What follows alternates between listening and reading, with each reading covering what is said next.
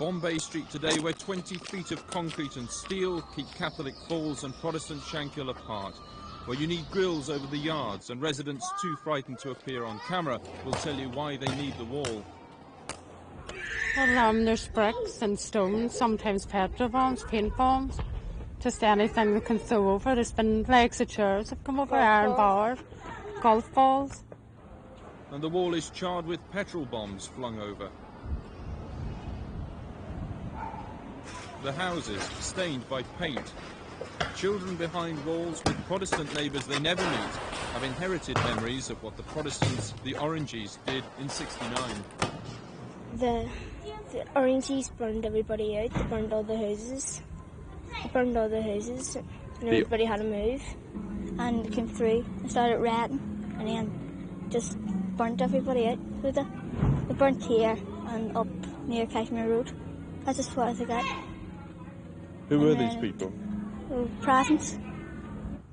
The Protestant community now lives apart in the Shankill, beyond no man's land, beyond the empty road and beyond the wall. Few thought it would come to this a generation on, though Lord Scarman drew ominous lessons in his report on the violence.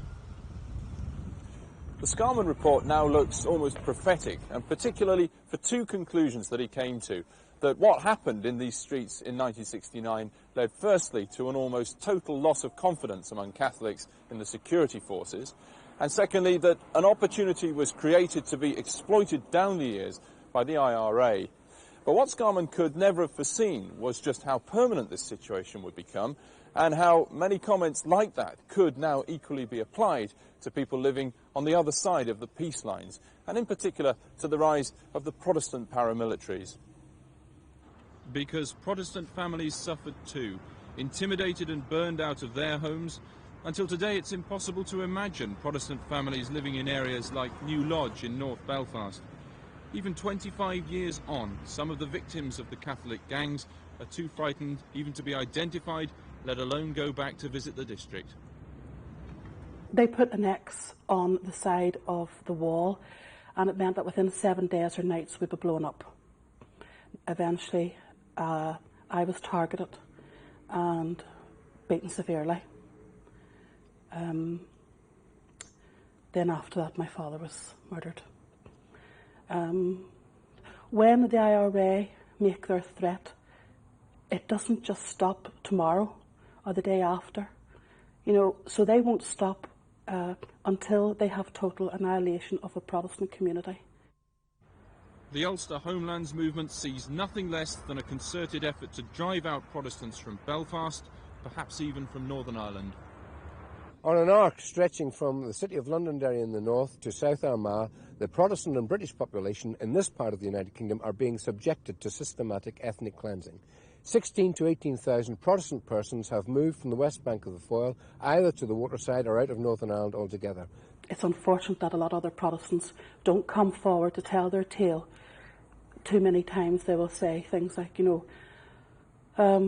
oh, I forgive. Well, I'm sorry, I can't forgive, and I won't forgive, and I won't hand out no hand of friendship to no IRA murderer. Wood piled up for the annual bonfires of July the 12th, a commemoration of Protestant victory over Catholicism. But no triumphalism here. Anxiety that the government will sell out to Dublin and parley with the IRA has scarcely been deeper.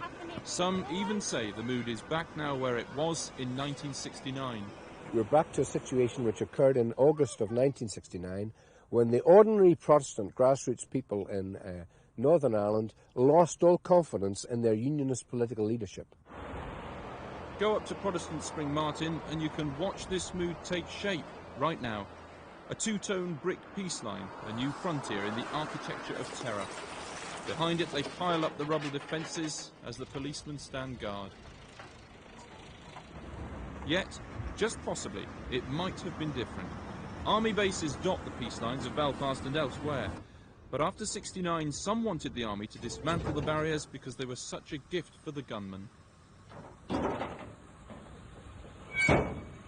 It suited them, yes. They didn't want, they wanted to keep the population separated. That meant they were then seen as defenders of the faith of the Protestants and of the Catholics. Now that gave them a role that they never had before. And I reckon it was a mistake. There should have been discussions on it. We should have worked out some formula whereby we withdrew the barricades in phases once people stabilised and got settled. But we weren't allowed to do it because the military general didn't discuss anything with us. He just put them up. And if you need proof that paramilitaries once segregated ghettos because they're easy to control, then here you have it. A young man recovering from a double kneecapping from the IRA, shot through both legs for stealing a car. Yet, whilst the control of sectarian turf is carved out at ground level, officialdom plays down mass segregation to the point of absurdity. Take the Army's sectarian map of Belfast: orange for Protestant, green for Catholic, yellow for the ever-shrinking mixed areas. They've had these for years, but not for publication. UK officials are not to release this map outside UK government service without permission from the Director of Military Survey.